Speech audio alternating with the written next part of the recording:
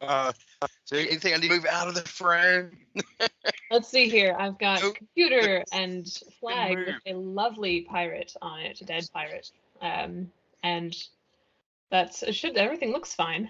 Looks good to me too.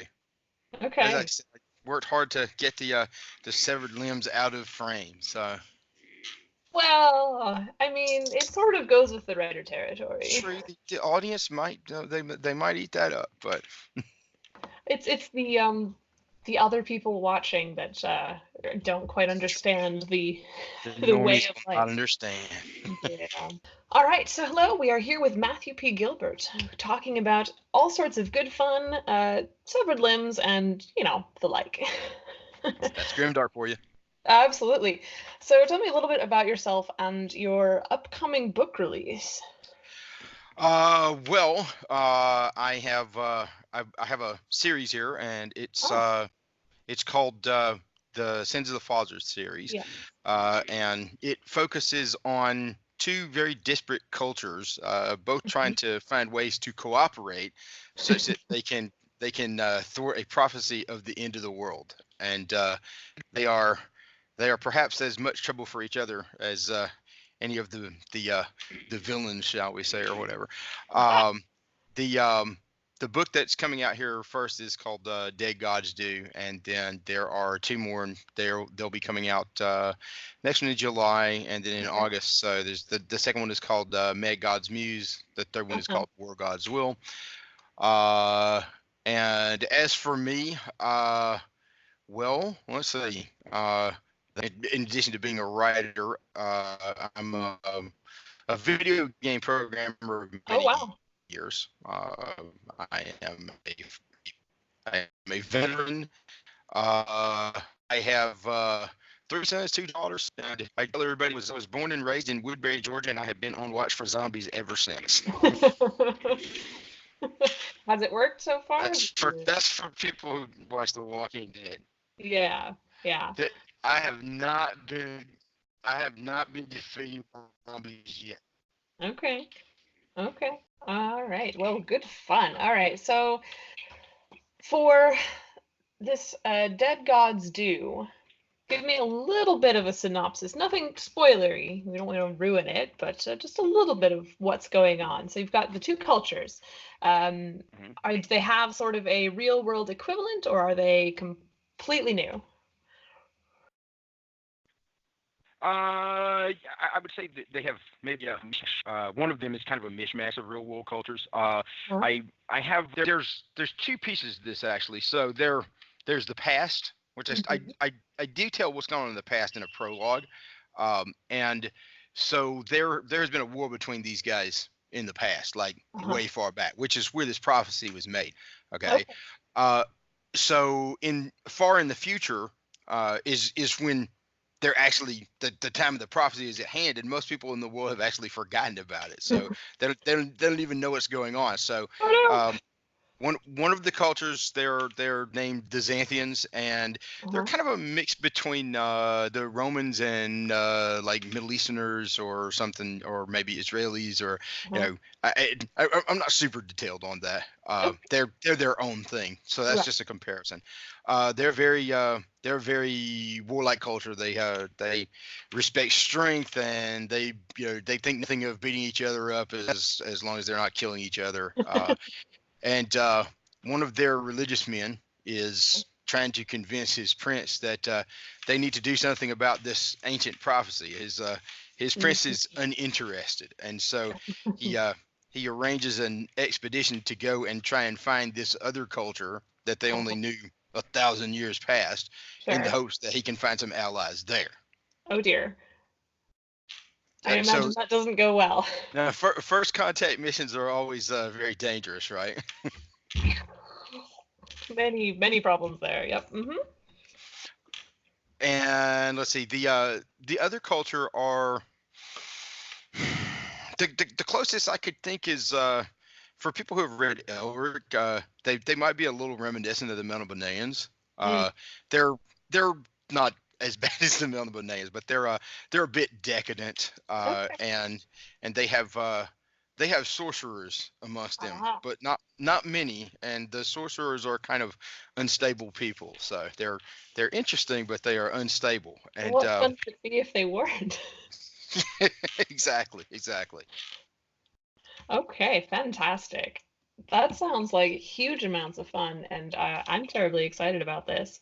So you've got books coming out all summer. How That's the long plan. have you been working on this series then?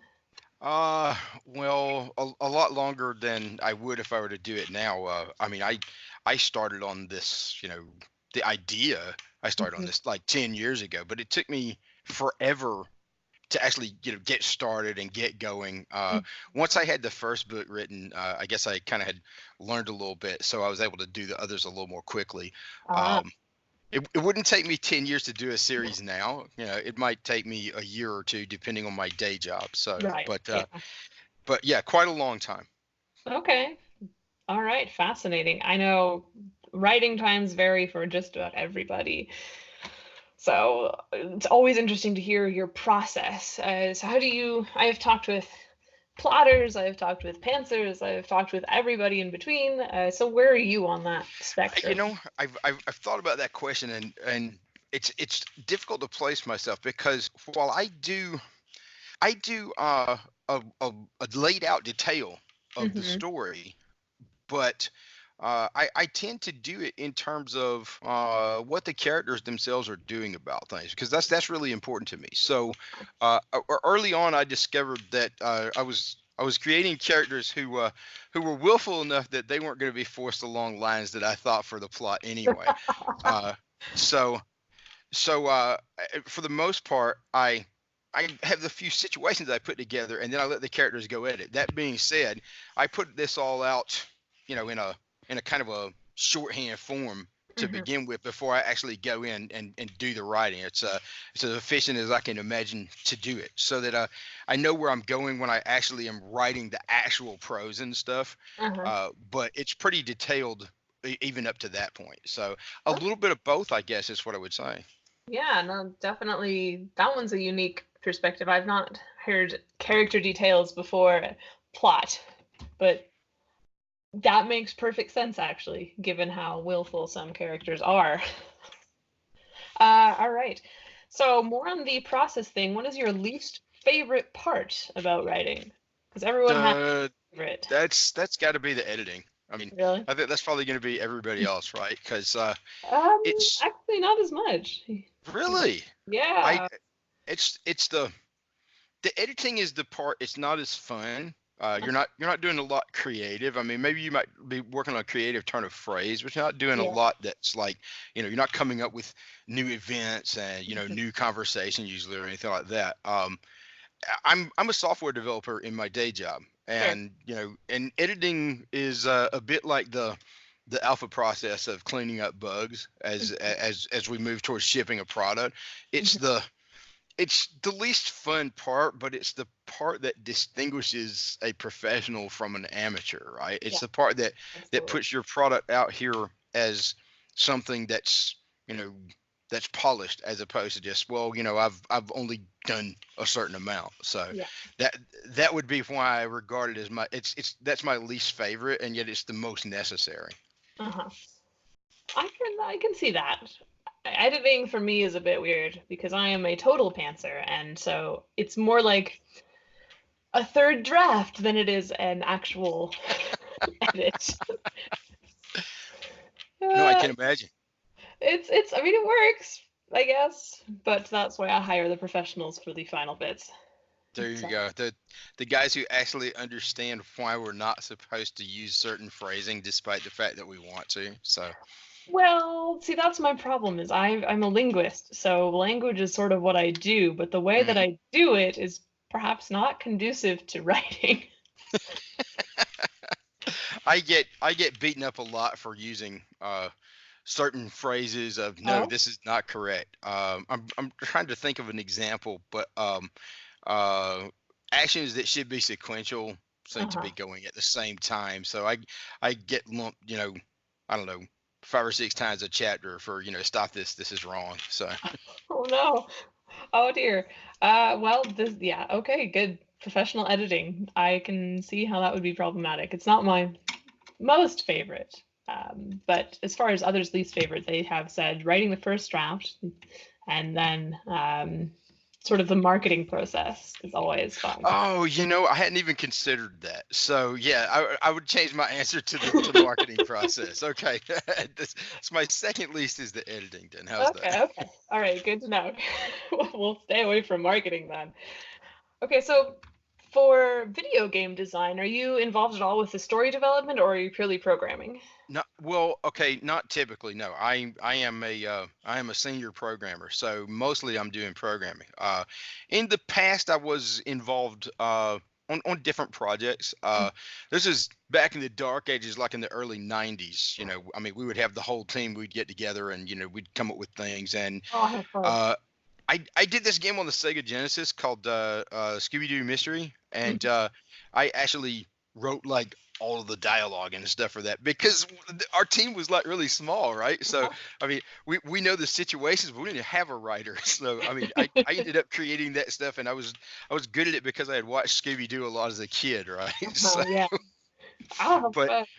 but no, not typically. Okay. Typically these days in a professional environment, they have a guy who's actually a professional video game writer, a professional Mm, video game designer, and then they put that stuff before me, and we end up bringing it to life. I mean, I and my other programmers and artists right, and stuff. sure.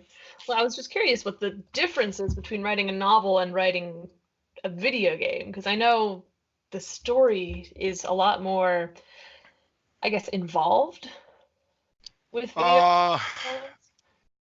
well, I mean, yeah, that would be the one thing, but I mean, it's not just a matter of story. I mean, it's just a tremendous amount of work. A novel, you do on your own, right? Uh-huh. It's for for one man video game at this point. I guess not got started with that in Minecraft. I mean, we even had an artist that working with him to begin with. So Mhm. the amount of resources that it takes to do a video game modern days are pretty assuming. Wow. Okay, interesting. See, I'm always interested in how different stories work because as much as I would like to say that all writers can work on all different things, it's not always true. Uh, you know, I can give you some perspective. Like, see, a lot of video games, they don't. The story ends up being light in a lot of video games because I mean, fundamentally, we came from hey, look, we shoot aliens and blow stuff up, right? Mhm. So it's got to be the right kind of game to even have story. I'll tell you that if you want to create story, let me think of a good example of one.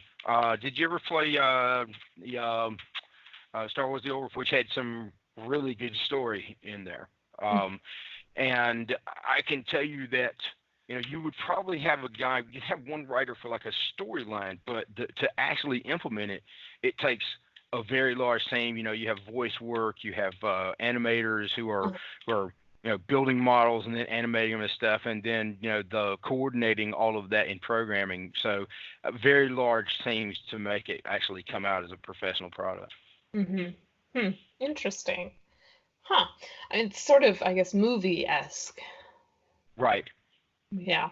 Although I have this on good authority, and know someone who works for NVIDIA, that the video game industry beats the movie industry by, oh, I don't know, billions of dollars.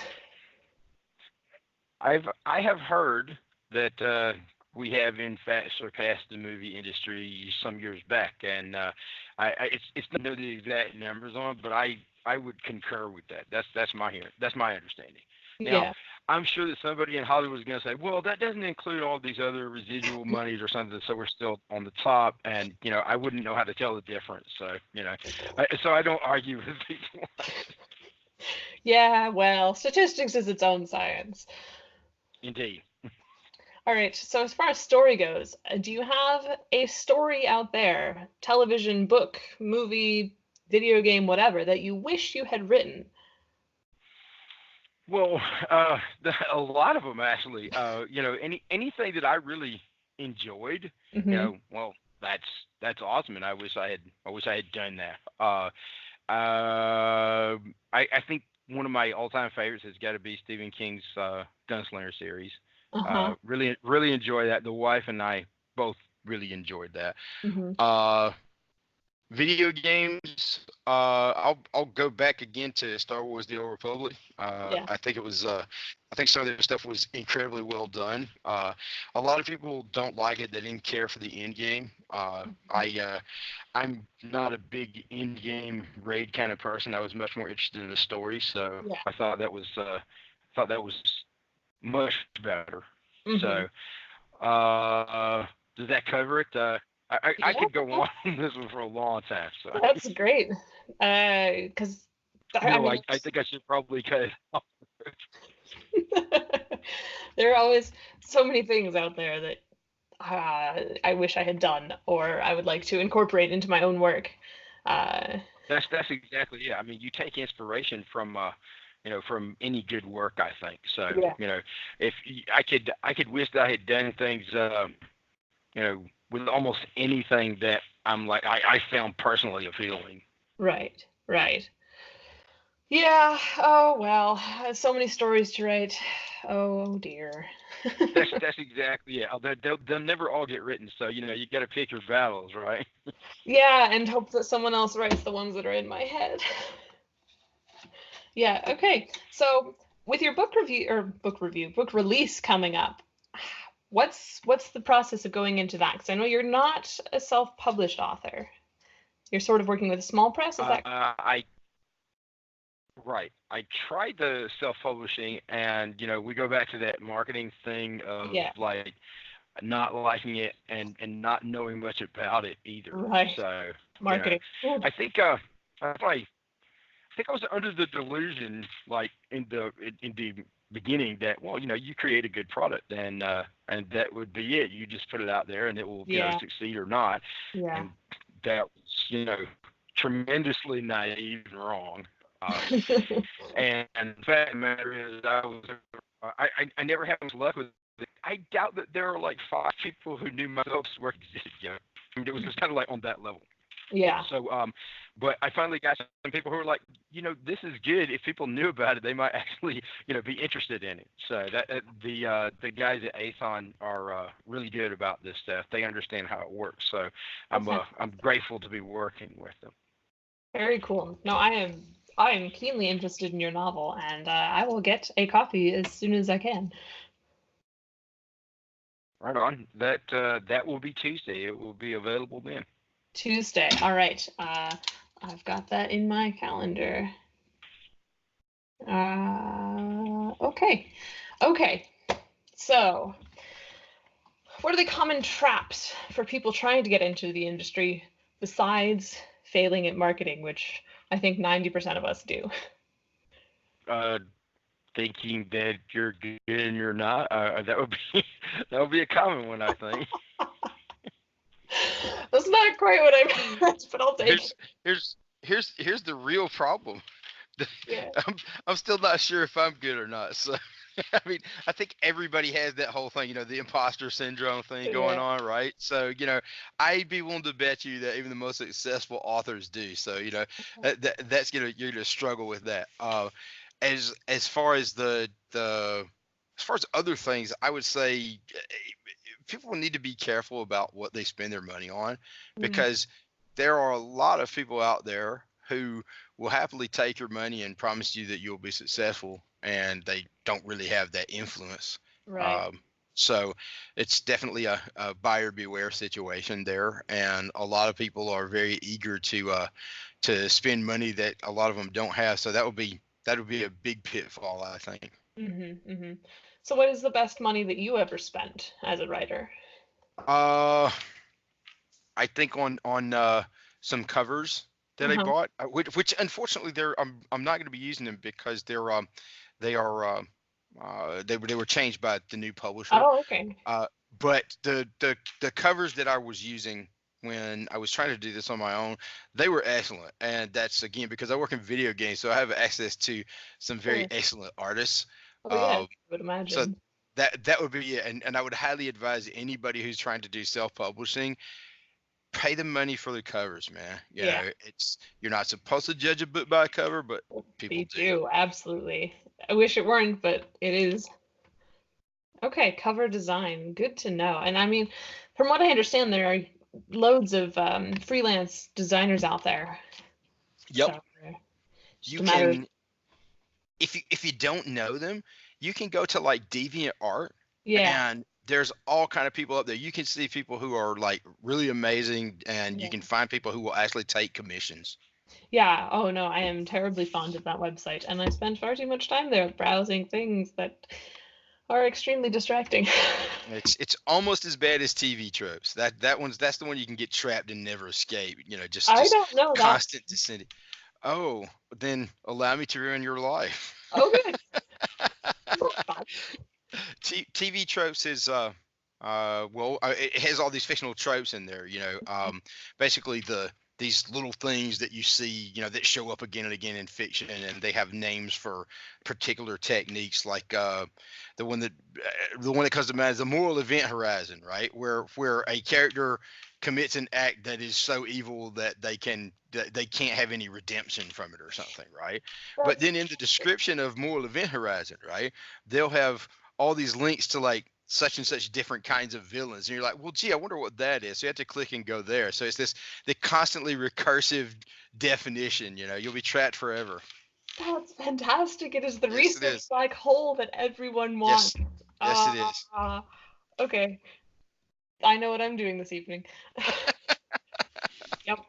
Yep. There goes all that free time. Mm-hmm. Okay. You will hardly be the first person to be absorbed by TV tropes. Well, this is the problem with research. It never ends sometimes. So this will be fun. Yeah, and it's one more thing to add to the arsenal of cat vacuuming, as they call it. That's from an old era. It's procrastinating of any sort to not do writing. Well, I need to vacuum the cat, that kind of thing. Ooh, very fun.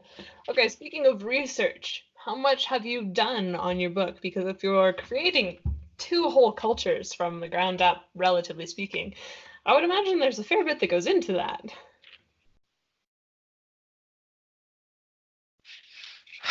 There is, and yet I don't feel like I ever really researched in terms of like I actually sat down and searched for a long time. I would look up like individual pieces of things, right? And I pulled a lot of the culture from like from our RPGs and stuff that we have. So cool. There's a fair amount of things that were kind of like in my head that I could just kind of crib from that. So not a tremendous amount of research, because the cultures themselves are they're made up. So right. I'm and they don't necessarily match our technology for right. A given period of their time. So sure.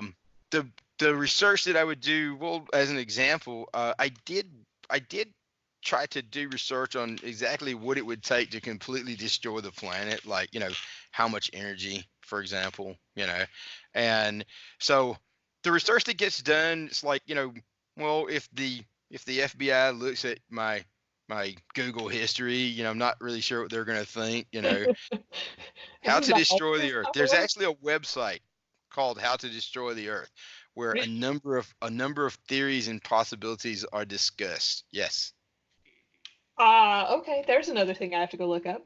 It has an Earth destruction counter, which is currently 0. Currently zero. Earth has currently been destroyed 0 times. So, okay. Although, to be fair, if that counter actually was used, we wouldn't know about it. Actually, according to the website, it was in fact used, but there was time travel involved to fix it. So at one point, there was an April Fool's joke where they did increment the counter, and they had instructions for what to do. So that's fantastic. So see, this is why I don't really call it research. It's so entertaining. That is so entertaining. I really enjoy that, and my conspiracy theory collection has grown just a touch. Absolutely. Okay, so how is your world supposed to end? Is it more Ragnarok style or Mayan calendar runs out type of thing? How it's supposed to end is somewhat nebulous as far as the prophecy. It is referred to as a world of ash, but that's one of the problems. They Uh-huh. don't know. They They don't. know that really bad things are supposed to happen, but this was from 1,000 years ago, and they're not exactly sure. I love it. That's fantastic. Yes, let's throw characters into a world-ending event with no idea what's going on. Good plan. Things can only get better from there, right? Pretty much it, especially when they're inclined to hate one another. Yes. Yes, absolutely.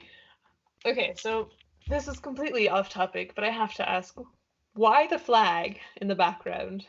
That is a pirate flag from Monterey, Ah, and just because I found it in a box when we were unpacking, I'm like, this is cool. I need to this put is this on the cool. wall. It's All this is right. also my backdrop that I use for work every day when I teleconference in. So it's well received. I put Christmas lights up around it during the holidays too. So I was curious if it had some sort of like story behind it, but that sounds awful fun. the story is just that pirates and zombies and ninjas are always cool. Yes, I would agree with that statement, except for the zombie bit, because depending on which lore you believe, they're either very dangerous or they go rather slowly. I'd say depends on the day for me. Oh, I really? I I have consumed probably every zombie movie ever. I mean, I'm sure there's some that I've missed, Hmm. but I've seen most of them all. You know, I have multiple zombie apocalypse plans. I'm all on it, man. Okay. I want to know these plans. Pick a That's called scenario. operational security, man. Those can't Oh, be shared. bummer. Well, you know what? You tell people your zombie apocalypse plan, and they say, you know what my plan is? My plan is to come to your place. No, I would not advise it. That's Oh, part of my plan. works pretty well. My plan, Walmart. That's Uh, pretty good. yep. Though these days the ammo is hard to come by there, man. So That depends on what state you're in. okay, that's true. It's, I find that people have bought it all up. All of the cheap ammunition at Walmart has always been bought up by the people who are also preparing Well, for the zombie that's apocalypse. where So you get to use your writer brain. Okay, if all of the ammo is gone, let's take some of these broomsticks, break them into pointy bits, and stab things. there you go. There Yep. you go. See? Or stockpile. Or stockpile, or you could set a fire with ammonia and whatnot. All sorts of possibilities. Things that I I should haven't told you probably. about all the turrets that I have set up around the perimeter here, but Yes, turrets. Good fun. Oh yeah, absolutely, absolutely. Okay. I feel like I should get back to talking about writing. fair enough. What is your I'll talk about geek stuff all day, man. Just for real. I'm right there with you. Let's see here. That would be a bit nerdy there, me. Yep. I've been practicing for years, and it seems to be going well. Okay, so writing. What does an average writing day look like for you? I don't have average writing days because I work for a Silicon Valley company, so that's my Yeah. average writing day is writing code. Yeah. I don't have a writing day. I have like some time in the evening or Mm, some time in the morning. So mm, that's really where it comes from. There is it's a hectic schedule. I sure. have as I mentioned, I have 5 kids as well. So I finding imagine. the time is challenging. Yeah, just a touch there. Yeah. So how do you balance that? Is there a special trick that you've learned or discovered or developed? I, you know, this started in the Navy, continued when I was working in video games. I just worked lots of hours. Hmm. I mean, they would work us, 12-hour, 16-hour days in the Navy when we were underway, Ooh. and we would similarly during crunch times in uh, Silicon Valley, the general area down there, more San Francisco Bay Area. I remember many a long night, sometimes sleeping under our desks as we were trying to ship products. So Ah, it's it's really a case of you got to be dedicated and work when you can, and sometimes it costs you sleep depending on how your schedule is. yeah, yeah. That is definitely more dedicated than I can manage. I'm not good at sleeping under desks. Yeah, we did that on perhaps more than one occasion actually Ooh, back in the day. So wince. No, I'm fond of, the blanket and the pillow and all of that stuff. But so I say kudos to you. That is very dedicated, and I'm sure you're well pleased with the result. sure. Once you I would say once you reach a certain level of delirium, you don't really mind not having the pillow and stuff. It's just really you kind of just keel over. Okay, I'll take your word for it. Let's hope I never have to actually confirm that story. No firefighting in the video game industry for you, eh? Oh, and you don't get paid overtime either. Overtime? No Uh, overtime? you Bummer. don't get paid for the hours. I mean, Do you get you're like snacks? if you're lucky, you get lots of free food. Usually you get pizza, you know, lots of snacks. They got to fuel you with something, right? Okay, well that could be all right then, maybe. If Yeah. when I was single, it was kind of like, well, what was I going to do anyway, right? And there's free Right. food. But after after I actually acquired a family and a life, then that was less of a cool deal. But Yeah. it is what it is. I can see that. I can see that. All right, again, writing related things because I keep getting distracted. This is what happens. These conversations never run linearly. Oops. Okay, so we've talked about favorite story you wish you had written, but what about one that is underappreciated? Oh, that's a really good question. Uh, because nothing springs to mind. Yeah, I have something. There's something like my, this is, I have something to say on this. That's my problem. I mean, and of Mhm. course, I would put my own work out there. Look, it's underappreciated, man. People should check it out. But uh, I'm trying to think.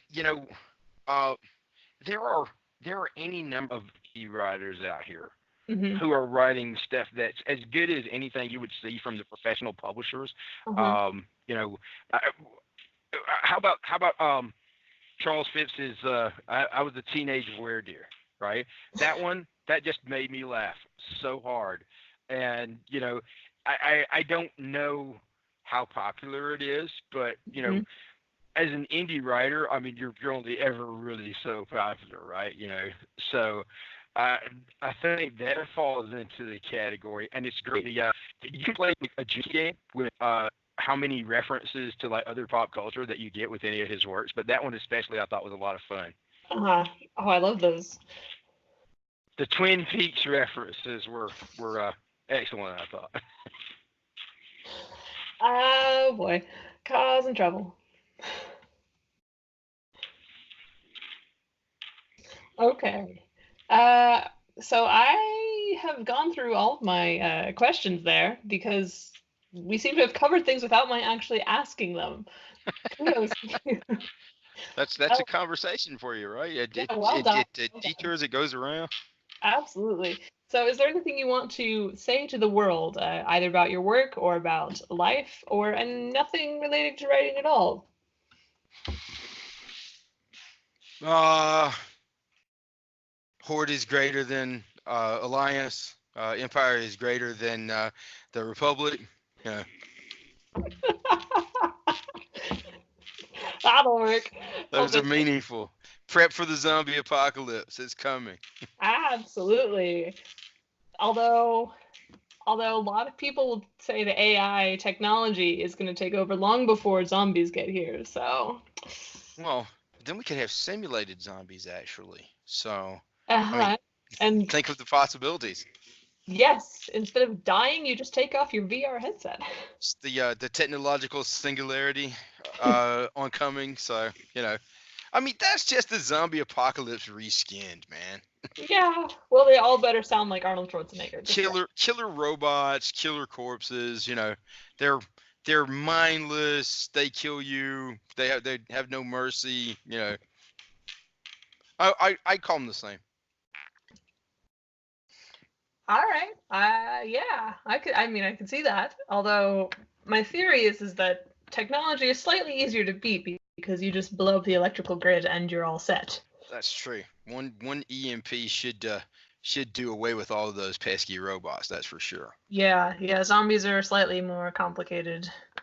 Being as I, they're yeah, you actually got to get out there and do the work of shooting them in the head, man. There's just no easy solution like an EMP. All right. I guess I'd better get back to practicing my fighting techniques. There you go. Stockpiling the ammo, sharp pointy sticks in extreme situations. Yeah, that sort of a thing.